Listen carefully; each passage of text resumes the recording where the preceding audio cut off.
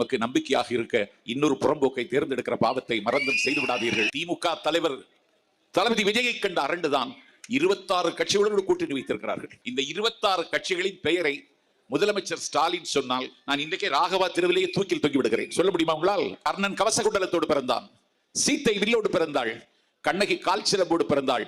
தமிழ்நாட்டின் குடிமகன் திராவிட மாடல் அரசில் 1,37,000 ரூபாய் கடனோடு பிறக்கிறான். எனக்கு முன்னால் திரண்டிருக்கிற என் தம்பிகளை பார்க்கிறேன். இவர்கள் தளபதி கட்டளையிட்டால் மின்னலை விழுங்குவார்கள், மின்சாரத்தை கொப்பளிப்பார்கள்.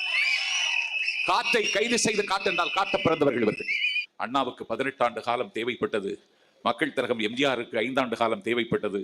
எங்கள் தலைவர் தளபதிக்கு 3 ஆண்டு காலம் தான் தேவைப்படுகிறது என்பதை 2026 நான் நிரூபிக்க போகிறேன். சிபிஐ விசாரணைக்கு டெல்லி சென்ற பொழுது இது என்ன ஒரு வெளிநாட்டு அதிபர் வந்திருக்கிறாரா என்று வியந்து பார்க்கிற அளவிற்கு ஆல் ரோட்ஸ் லீட் டெல்லி என்று அவருடைய பட்டண பிரவேசத்தை தொலைக்காட்சியில் பார்த்துதான் பரவசப்பட்டேன்.